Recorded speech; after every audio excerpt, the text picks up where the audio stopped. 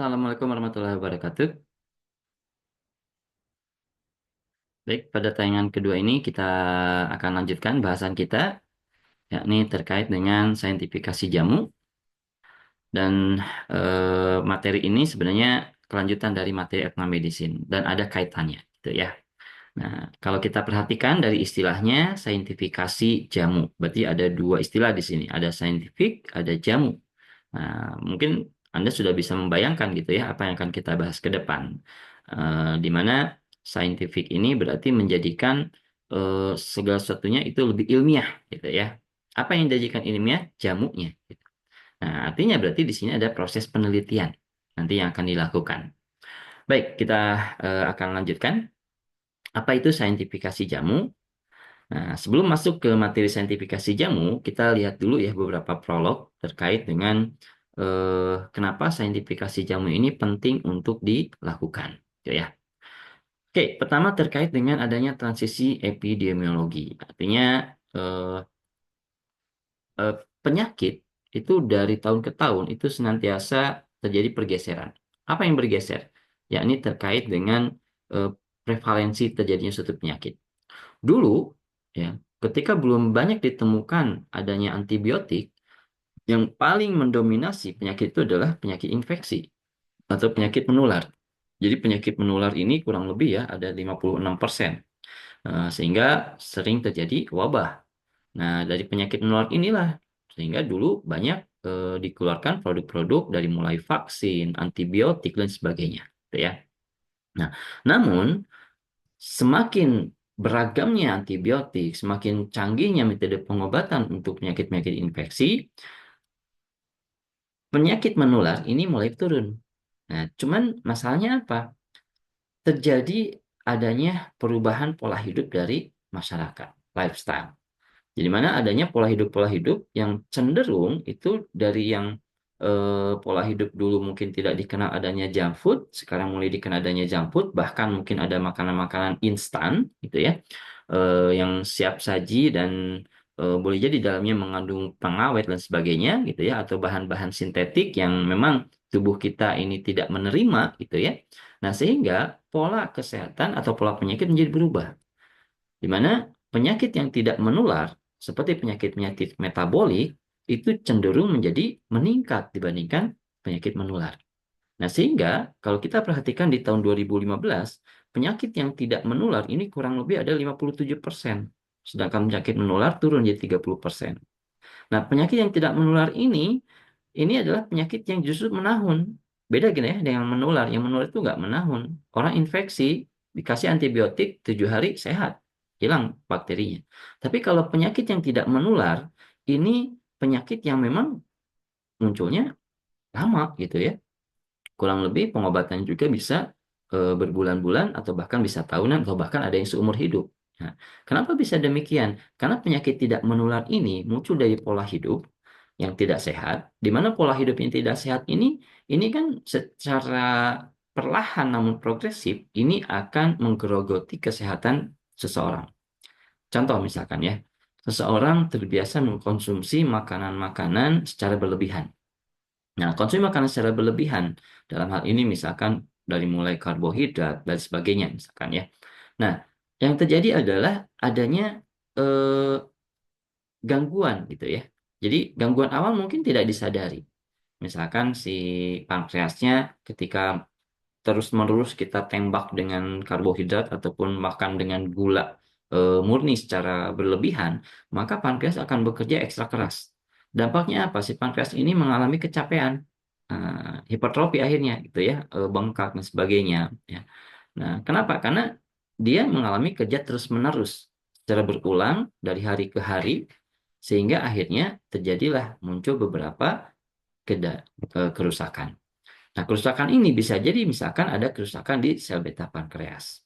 Atau juga ada kerusakan lain. Contohnya apa? Ketika kita mengkonsumsi makanan-makanan, yang mana makanan ini bisa menghasilkan suatu senyawa yang bersifat radikal. Nah, senyawa ini nanti akan melakukan proses oksidasi terhadap misalkan reseptor penerimaan insulin, reseptor insulin. Dampaknya apa? Dampaknya adalah ketika si reseptor insulin ini lama-kelamaan diserang, terus akhirnya dia menjadi rusak. Ketika reseptor insulin rusak, maka yang terjadi adalah dia tidak sensitif terhadap insulin. Nah, dari dampak tersebut yang terjadi secara berulang dari hari ke hari, bulan ke bulan, tahun ke tahun, maka akhirnya muncullah penyakit diabetes. Nah, ketika muncul penyakit diabetes, gimana cara menyembuhkannya? Ya, menyembuhkannya adalah kembalikan posisi si pankreas, kembalikan posisi reseptor ke posisi semula, ke posisi sehat kembali. Dan itu membutuhkan waktu yang tidak sebentar, waktu yang lama.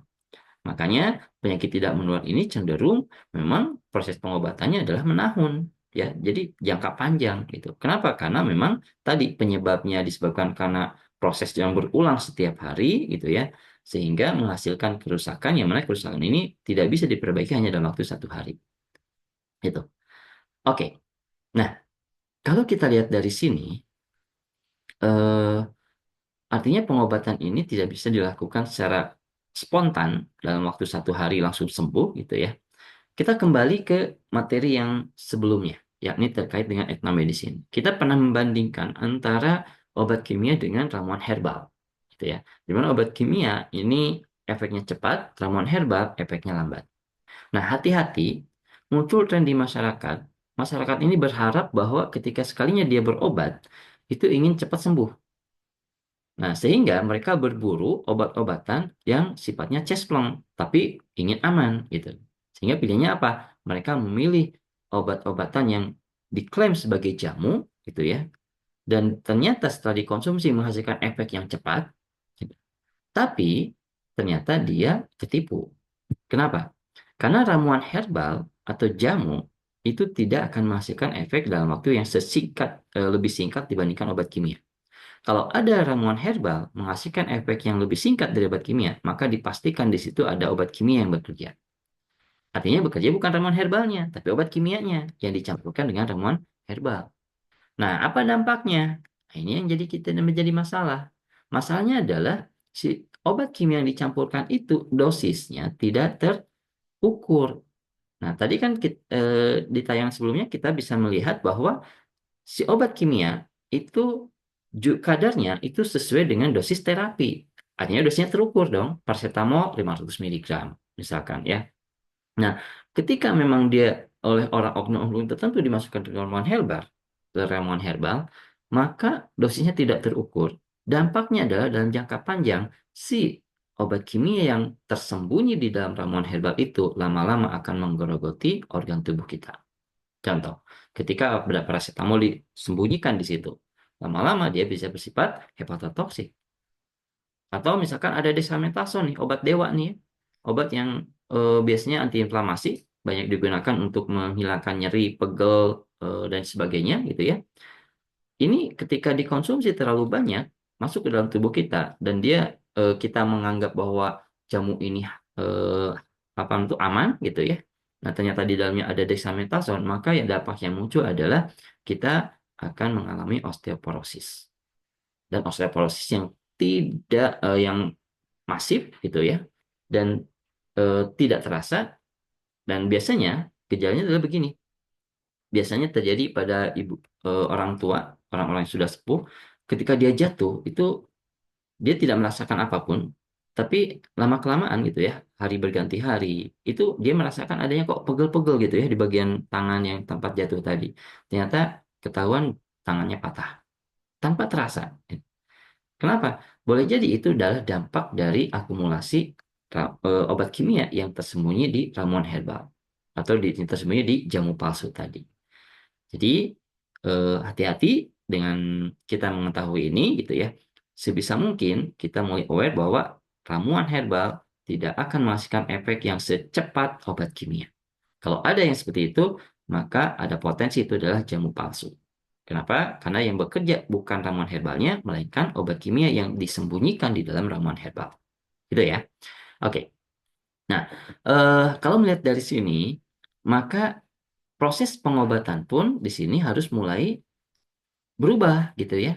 Jadi tidak lagi pengobatan itu harus apa namanya itu selalu menghilangkan gejalanya dulu, gejalanya tok itu. Tapi kita harus mengobatinya secara komplementer dan juga komprehensif. Nah, artinya apa? Jadi tidak bisa kita mengobati hanya di satu bagian. kita harus mengobati di bagian-bagian yang lain, karena bisa jadi penyebab kerusakan itu atau munculnya gejala itu tidak hanya dari satu penyebab, bisa jadi banyak penyebab. Nah, di sini ramuan herbal ini lebih banyak direkomendasikan bahkan oleh WHO ya, ketika metode pengobatan itu dilakukan untuk jangka panjang. Kenapa demikian? Nah, kita sudah bahas pada tayang sebelumnya. Silakan nanti dicek gitu ya. Obat kimia, kenapa dalam jangka panjang itu justru akan menghasilkan efek samping. Nah, ramuan herbal dalam jangka panjang memang tidak menghasilkan efek samping dan tapi dia tidak akan bisa menghasilkan efek secepat obat kimia. Gitu ya. Nah, sehingga memang obat ramuan herbal ini banyak memang digunakan untuk jangka panjang. Tujuannya adalah untuk memperbaiki jaringan-jaringan yang rusak yang menyebabkan munculnya gejala, sehingga memang digunakan untuk bisa proses penyembuhan. Oke, kalau kita perhatikan ya terkait dengan pengobatan obat tradisional di Indonesia, ya pengobatan tradisional secara umum ya, ada 3 pilar di mana pilar ini akan menjadikan si metode pengobatan ini sukses. Artinya sukses itu menghasilkan hasil yang efektif gitu ya, dan akhirnya nanti bisa disejajarkan dengan pengobatan modern. Yang pertama adalah produknya. Nah, produk obat tradisional atau ramuan herbal yang digunakan sebisa mungkin memang produk yang sudah teruji, sudah terstandarisasi, tidak hanya dari bahannya, melainkan juga dari khasiatnya.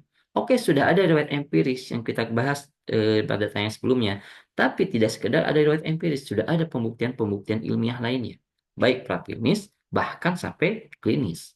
Nah, sehingga ketika produk ini sudah bisa kita pastikan dia memenuhi persyaratan mutu, dia memiliki khasiat yang sesuai dengan harapan kita dan kualitasnya juga terjamin. Berikutnya adalah prakteknya. Jadi pengobatan tradisional itu tidak sekedar menggunakan ramuan herbal. Ada praktek-praktek yang dilakukan di situ juga, gitu ya. Di mana praktek ini adalah suatu metode pengobatan yang terstandarisasi dan dapat dipertanggungjawabkan secara ilmiah. Dalam hal apa misalkan, ketika kita menggunakan ramuan herbal, kan nggak mungkin ramuan herbal itu dibuat oleh setiap keluarga, apa namanya itu, kita ngambil dari halaman rumah misalkan. Nah, kalau kita ngambil dari halaman rumah, di mana proses standarisasinya? Tidak ada, gitu ya. Bisa jadi mungkin ada pohon sirsak. Daun sirsak yang tumbuh di satu rumah dengan rumah lain bisa jadi berbeda. Kenapa? Karena tanahnya berbeda. Nah, sehingga dosisnya bisa jadi kelebihan, bisa jadi kekurangan. Yang justru ingin menyembuhkan, tapi justru malah mematikan.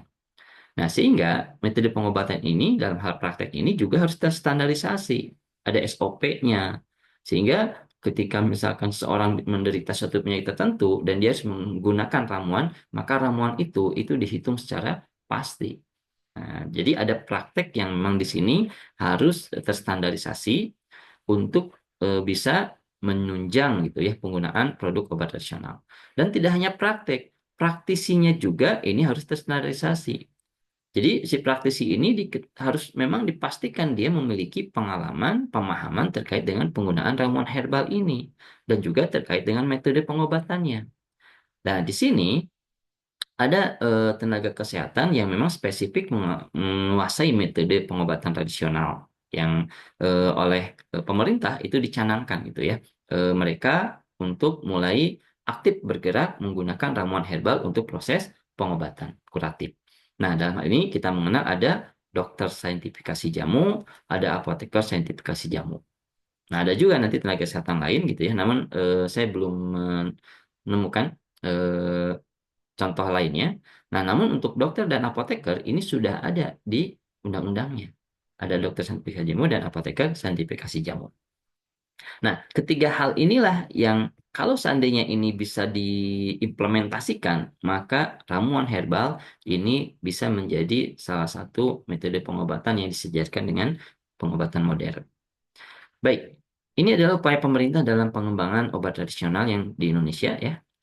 Kita bisa lihat dari mulai Impres tahun 2016, kemudian keluar PMK, dan juga diawali dengan Undang-Undang Nomor 29 tahun 2004, ini kemudian di 2023 tentang praktik kedokteran, kemudian Undang-Undang Kesehatan gitu ya. Di mana Undang-Undang Kesehatan ini juga tahun 2023 ini baru diamandemenkan kembali. Kemudian ada juga apa namanya itu peraturan-peraturan lain yang mana peraturan ini sebenarnya menunjang terkait dengan pengembangan obat tradisional di Indonesia. Nah, salah satu upaya itu adalah dengan menyediakan pelayanan kesehatan pengobatan tradisional di fasilitas pelayanan kesehatan masyarakat. Baik itu ada di balai pengobatan, puskesmas, bahkan di rumah sakit. Jadi kalau Anda datang ke rumah sakit saat ini gitu ya, beberapa rumah sakit pemerintah itu menyediakan sarana pengobatan tradisional. Gitu. Dan siapa yang mengobatinya? Nah, yang mengobatinya bukan dukun, maaf ya. Yang mengobatinya adalah dokter yang sudah mengikuti pelatihan saintifikasi jamu. Kita kenal dokter saintifikasi jamu. Siapa yang nanti akan membantu dalam memilihkan bahan, dosis, dan sebagainya? Itu ada apoteker saintifikasi jamu. Nah, eh, kalau kita perhatikan sekarang ini gitu ya, pelayanan kesehatan itu akhirnya sudah merujuk ada pelayanan kesehatan tradisional dan non-tradisional. Jadi nanti biasanya ada beberapa rumah sakit yang kita bisa memilih pelayanan kesehatan yang tradisional. Nah, di mana pelayanan kesehatan tradisional ini tetap gitu ya, ada aturan-aturan yang nanti dijalankan, ada aturan yang diterapkan, dan saat ini gitu ya, untuk bisa menunjang proses pengobatan tradisional, pelayanan pengobatan tradisional, ini dilakukanlah suatu penelitian yang kita kenal adalah saintifikasi jamu. Tuh. Oke, sebelumnya kita lihat di Undang-Undang Nomor 17 Tahun 2023 ini baru keluar gitu ya, di mana ada beberapa pasal yang menyatakan terkait dengan pengobatan atau pelayanan kesehatan tradisional, di mana pelayanan kesehatan tradisional ini adalah merupakan bagian dari penyelenggaraan upaya kesehatan. Jadi sekarang boleh gitu ya dokter memberikan ramuan herbal, tapi ada syaratnya. Nah, syaratnya apa? Nanti kita bahas. Nah, cuman masalahnya adalah penggunaan ramuan herbal belum bisa dijamin oleh asuransi. Jadi belum ada di BPJS. Entah alasannya apa, mungkin ke depan akan ada perkembangan-perkembangan lebih lanjut sehingga memang pelayanan pengobatan nasional ini ke depan bisa dijamin BPJS. Jadi kalau untuk saat ini belum dijamin oleh asuransi. Nah, di pasal 160 kita bisa melihat gitu ya. Ini ada mekanisme pengobatannya, ada menggunakan keterampilan. Nah, kesehatan tradisional ini contohnya apa? Menggunakan keterampilan. Contohnya misalkan akupunktur dan sebagainya. Dan ada yang menggunakan ramuan. Nah, yang sekarang dikembangkan dan kita akan bahas ke depan terkait saintifikasi jamu itu adalah terkait pelayanan kesehatan tradisional yang menggunakan ramuan. Oke. Nah, kita mengenal ada tadi upaya saintifikasi jamu. Nah, upaya saintifikasi jamu ini ditetapkan ya melalui Permenkes nomor 3 tahun 2010 tentang saintifikasi jamu dalam penelitian berbasis pelayanan kesehatan.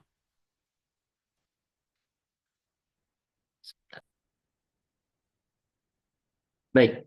Nah, jadi ada namanya upaya saintifikasi jamu di yang mana ini ditetapkan melalui Permenkes nomor 3 tahun 2010 di mana adanya program saintifikasi jamu ini eh, ini melibatkan gitu ya para tenaga kesehatan dalam hal ini ada dokter, ada juga apoteker ya.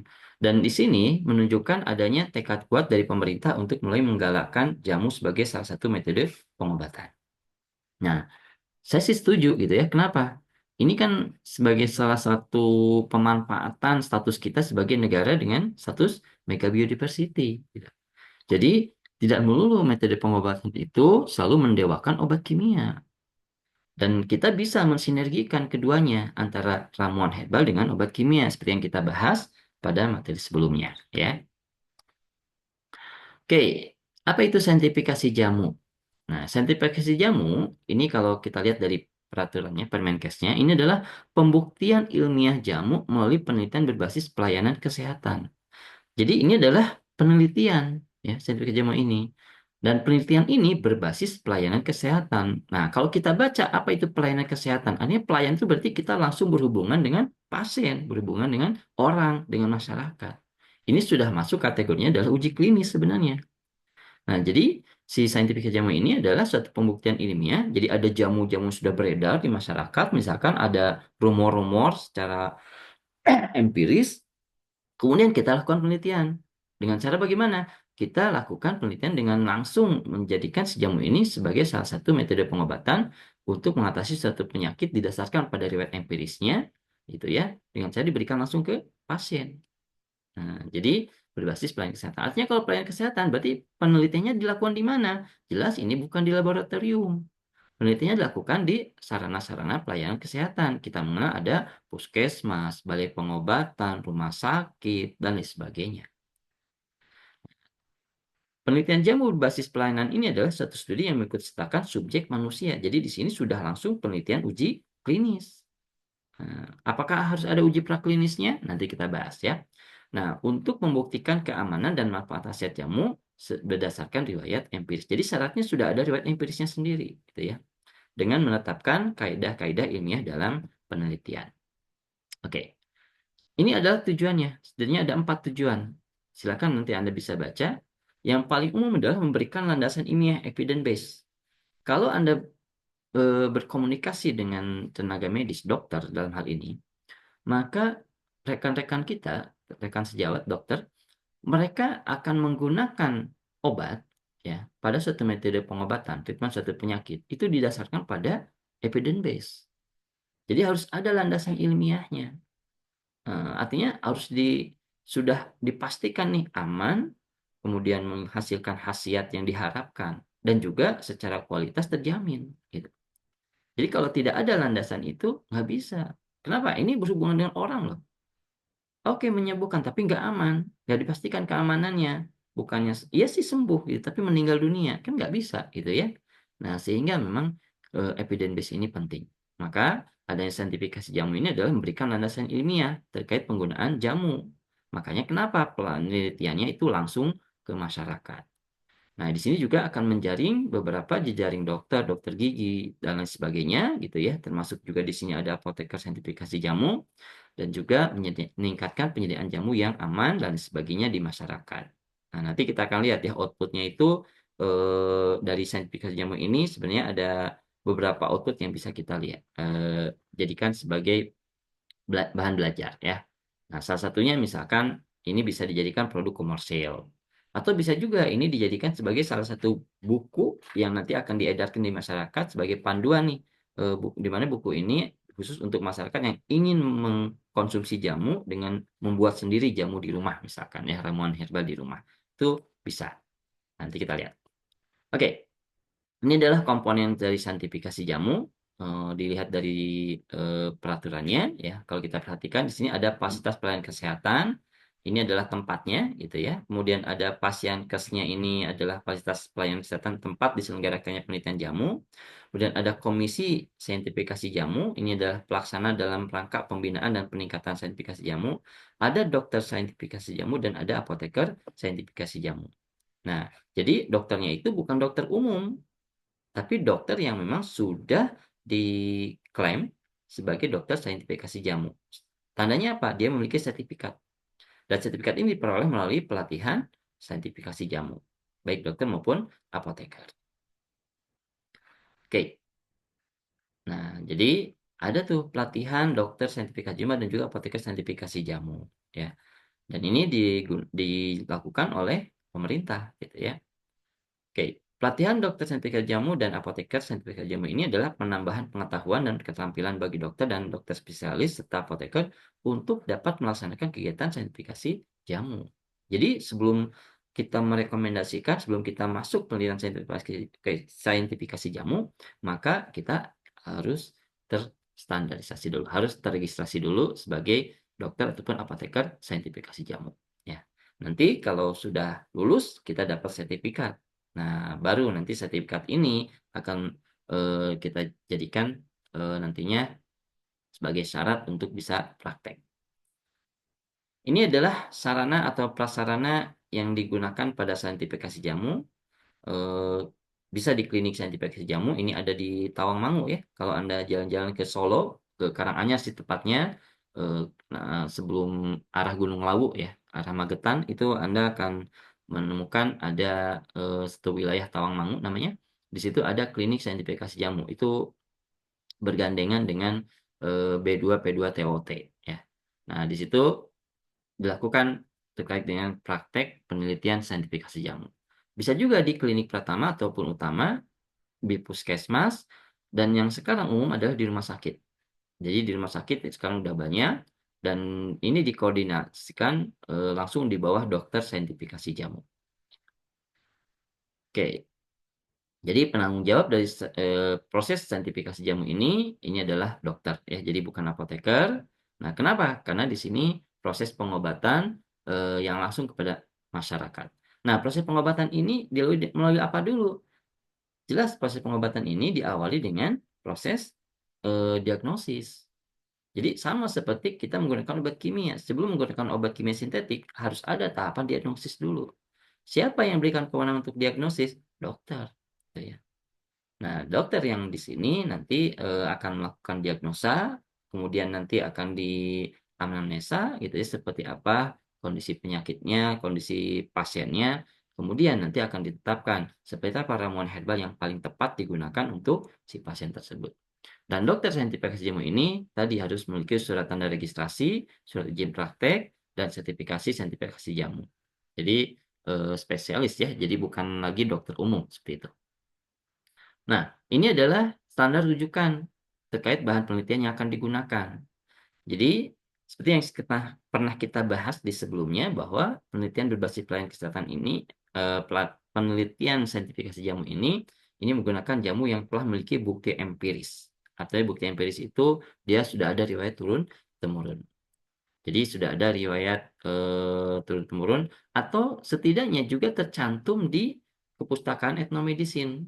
Nah, kita sudah bahas tadi ya ada, apa namanya itu, beberapa dokumen-dokumen yang menunjukkan adanya penggunaan ramuan herbal gitu ya untuk pengobatan. Dan kemudian bisa juga menggunakan data penelitian etnomedicine terbaru. Misalkan riset terkait dengan, suatu ramuan herbal yang dilakukan baik oleh universitas gitu ya dan lain sebagainya. Atau juga, ramuan-ramuan herbal yang boleh jadi mungkin sudah beredar di masyarakat gitu ya.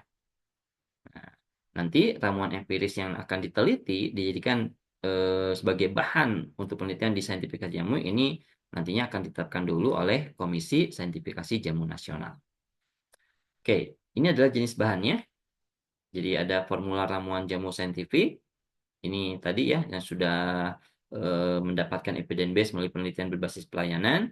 Kemudian ada juga tanaman obat atau ramuan yang memiliki riwayat empiris atau sudah diteliti oleh perguruan tinggi, dan ada ramuan jamu yang sudah digunakan turun-temurun oleh masyarakat, meskipun apa namanya itu, dalam bentuk rumor gitu ya, ataupun jamu ataupun OHT yang sudah beredar, yang nanti ingin ditingkatkan, kualitasnya gitu ya, atau ingin ditingkatkan golongannya.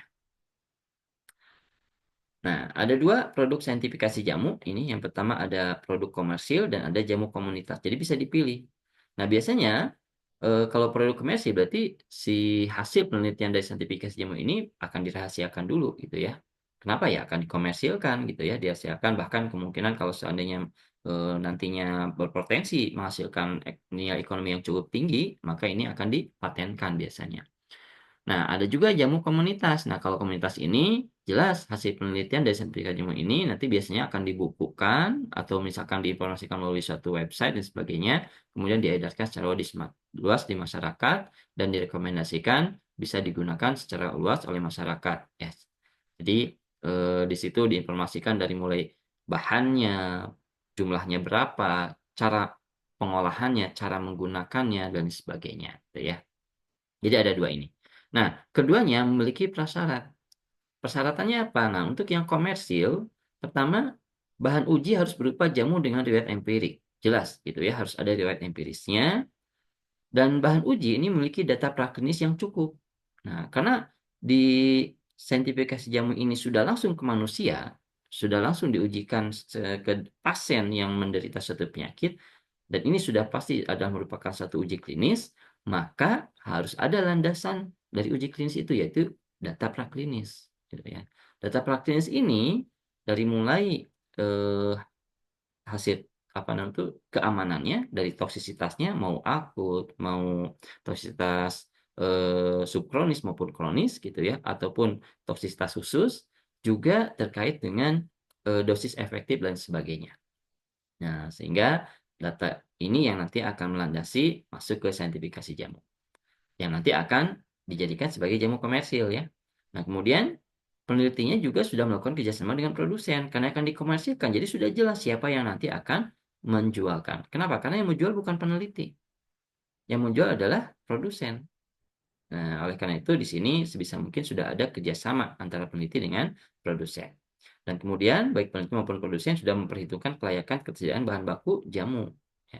Di mana tidak semua bahan tanaman itu bisa dijadikan sebagai obat tradisional di Indonesia. Ada tanaman-tanaman yang tidak bisa dijadikan obat tradisional. Di antaranya apa? Yaitu tanaman-tanaman yang memang tidak bisa tumbuh di Indonesia. Pengadaannya melalui impor.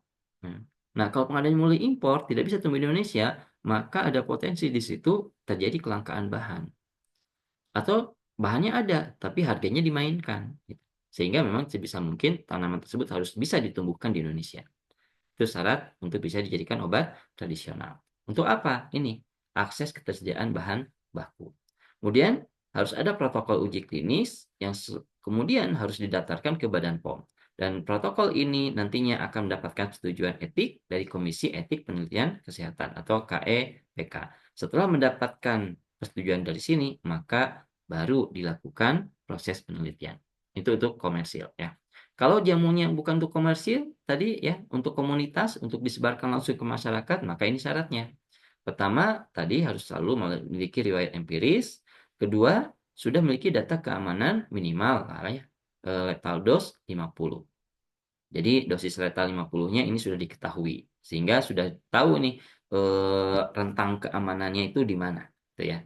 Kalau memang lethal dose-nya rendah, ya berarti jangan memaksakan untuk dijadikan obat tradisional gitu ya. Jangan memaksakan dilakukan untuk masukkan ke penelitian. Contoh misalkan kecubung, LD-nya pasti rendah. Nggak bisa kita paksakan menjadi obat gitu ya. Nah, kemudian ada protokol uji klinis, ini juga harus sama dilakukan didaftarkan ke komisi etik, tapi komisi etik setempat. Contoh, misalkan di kita ada komisi etik di ITB misalkan atau di Unpad atau di Unisba gitu ya. Nah, misalkan bisa gitu ya. Kita eh, daftarkan ke komisi etik setempat. Beda dengan yang tadi ya, kalau komersil harus ke Badan POM. Jadi ada komisi etik khusus. Dan kemudian berikutnya dilakukan penelitian. Nah, apabila bahan yang digunakan itu ya adalah bahan uji di luar standar mutu yang ditetapkan oleh B2P2TOT, artinya bahan tersebut mungkin belum belum termaktub gitu ya dalam standarnya B2P2TOT. Maka nanti ada konversi dosis yang dilakukan oleh siapa? Apoteker saintifikasi jamu. Jadi apoteker saintifikasi jamu di sini juga memiliki peranan untuk bagaimana memastikan dosisnya sesuai. Nah, baru setelah itu dilakukan proses penelitian. Nah, nanti penelitian ini akan menghasilkan hasil temuan. Temuannya itu nanti akan diedarkan ke masyarakat. Nah, disebarluaskan ya. Nah, ini adalah contoh terkait dengan ramuan-ramuan yang sudah dihasilkan dari proses penelitian saintifikasi jamu, dari mulai untuk asam urat, kemudian juga untuk khasiat bahkan khasiat dan peringatannya ini juga muncul gitu ya. Dan ini adalah hasil penelitian yang memang ditujukan untuk jamu komunitas. Nah, sehingga memang bisa diakses, makanya saya bisa memunculkan di sini gitu ya. Jadi kalau untuk yang komersil ya nggak bisa. Tadi ya pasti dirahasiakan. Ada rahasia dagang di situ atau bahkan kalau prospeknya luar biasa supaya tidak diganggu oleh yang lain maka biasanya dipatenkan. Oke, ini contoh-contoh lain ada yang asam urat, ada untuk penurun berat badan, kemudian juga ada untuk eh, batu kencing dan sebagainya. Ini bisa Anda baca sendiri. Baik, jadi secara umum itulah saintifikasi jamu, di mana saintifikasi jamu ini pertama adalah untuk menghasilkan evidence base, data-data berbasis landasan ilmiah terkait dengan penggunaan ramuan herbal didasarkan pada pelayanan kesehatan. Nah, penelitian ini dilakukan melalui pelayanan kesehatan, artinya dilakukan langsung ke pasien, ya, sehingga karena dilakukan ke pasien harus dipastikan keamanannya. Keamanannya apa? Kalau seandainya si jamu ini nantinya ditujukan untuk produk komersil, maka harus ada data-data uji praklinis. Tapi kalau penggunaannya adalah nantinya untuk jamu komunitas, minimal ada informasi tentang lethal dose. Gitu. Mungkin itu yang bisa kita bahas sedikit terkait dengan saintifikasi jamu. Oh ya, ada satu lagi ya. Ketika penelitian saintifikasi jamu ini dilakukan ke masyarakat, otomatis si masyarakat ini atau pasien ini yang mengikuti program saintifikasi jamu, dia akan menjadi sukarelawan. Nah, di sini saya tidak mencantumkan gitu ya di slide. Oleh karena itu, si sukarelawan ini dia harus terdokumentasi. Pertama adalah kita harus meminta informed consent dari si sukarelawan itu. Jadi ada kesediaan secara rela hati dari si pasien untuk mengikuti program saintifikasi jamu. Jadi kalau seandainya tidak ada informed consent, maka nggak boleh dia diikut sertakan dalam saintifikasi jamu. Kita melanggar aturan gitu ya. Kenapa? Karena bisa jadi mungkin pasiennya nggak cocok gitu. Nah, sehingga memang harus ada informed consent ini. Nah, kemudian saintifikasi jamu ini juga bisa dilakukan di namanya klinik jamu. Nah, ada dua tipe klinik jamu, ini juga saya tidak cantumkan di sini ya. Ada dua tipe klinik jamu, ada klinik jamu tipe A dan ada klinik jamu tipe B. Yang tipe A itu jelas lebih apa namanya itu beragam gitu ya, bentuknya lebih beragam fasilitasnya. Adapun untuk yang tipe B ini mungkin lebih sederhana. Namun kedua eh, klinik jamu tersebut penanggung jawabnya adalah dokter saintifikasi jamu, bukan apoteker ya. Nah, adapun peran apoteker adalah tadi pengamanan dosis. Jadi eh, seperti apa sih alurnya gitu ya di saintifikasi jamu ini? Jadi ketika ada pasien datang, pasien ini nanti akan masuk ke ruang dokter. Nah, pasti ke administrasi dulu lah ya. Dari ruang dokter, apa yang dilakukan? Dilakukan suatu proses diagnosa untuk menentukan penyakit apa yang sebenarnya diderita oleh pasien. Setelah diketahui jenis penyakitnya dan sebagainya, maka dokter akan membuat resep. Resepnya bukan berupa obat kimia, tapi berupa ramuan herbal. Jadi dalam bentuk ramuan nanti. Nah, si ramuan herbal ini nantinya setelah diberikan ke depo jamunya gitu ya. Nah, di situ ada apoteker yang akan melakukan verifikasi terkait dengan kesesuaian dosis. Berikutnya akan dilakukan proses peracikan. Jadi peracikan ini sama seperti dispensing pada umumnya, di mana berdasarkan pada resep, misalkan eh, di sini daun jati 1 gram. Nah, kita timbang daun jati 1 gram. Jati Belandanya 6 gram, herbat tempuyung 6 gram. Semua ditimbang didasarkan pada resep ini. Dan kemudian setelah selesai ini kemudian nanti akan dikemas. Nah, biasanya pada kemasannya itu kalau kemasan itu kan di etiket tuh ada aturan pakai ya. Di sini tidak hanya ada aturan pakai, tapi juga ada aturan bagaimana mengolah si ramuan tersebut. Dari mulai cara penyiapannya, termasuk aturan minumnya. Jadi ada prosesnya misalkan eh, rebus dulu, kemudian disiapkan airnya dan sebagainya gitu ya. Nah, jadi ada perbedaan di sini. Dan berikutnya dibesarkan kepada pasien disertai dengan pemberian informasi obatnya. Jadi ada informasi yang diberikan juga gitu ya. Kenapa? Karena meskipun ini menggunakan ramuan herbal, tapi tidak serta-merta ramuan herbal ini bebas dari efek samping. Kita sudah bahas ya di pertemuan keempat ya. Ramuan herbal ini juga tepat atau ada efek samping yang kemungkinan muncul gitu. Sehingga memang sebisa mungkin harus sesuai dengan aturan pakai. Nah, kemudian yang terakhir adalah dari mana si dokter ini bisa meresepkan gitu ya. Nah, maka setiap dokter saintifikasi jamu itu dibekali dengan buku saku saintifikasi jamu. Jadi ada buku sakunya ketika memang si pasien ini positif misalkan penderita diabetes mellitus dan sudah tahu gitu ya track record pengobatannya, maka nanti si pasien ini diberikan obat berdasarkan buku saku tersebut. Nah, contoh misalkan untuk kolesterol, ya buku sakunya berisinya ini. Dan ini adalah ramuan yang memang sudah teruji secara saintifik ya di saintifikasi jamu itu. Nah, kemudian setelah pasien mendapatkan pengobatan, pasien kan pulang ke rumah. Nah, si pasien ini harus dihimbau untuk kembali. Jadi, misalkan 3 hari lagi kontrol ya, 4 hari lagi kontrol ya. Untuk apa? Untuk melihat dari hasil proses treatment tadi. Nah, dari hasil proses treatment itu nanti akan muncul itu misalkan dari kuesioner, quality of life-nya, sehingga nanti kita bisa menghitung kalau di Pharma Economy kita mengenal ada istilahnya KALI ya. Nah, quality adjust life year. Nah, nanti akan dilihat nih berapa nilai utilitas yang dihasilkan dari proses pengobatan tersebut. Oke, jadi seperti itu gitu ya bagaimana, proses saintifikasi jamu yang tentunya diawali tadi dari ethnomedicine.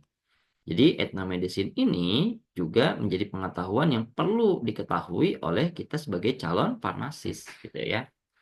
Dan saintifikasi jamu ini Anda sebagai calon apoteker ini memiliki, kesempatan untuk bisa bergabung menjadi apoteker saintifikasi jamu yang terlibat pada penelitian saintifikasi jamu. Baik, itu yang bisa saya bahas untuk materi di minggu kelima ini. Sekian, assalamualaikum warahmatullahi wabarakatuh.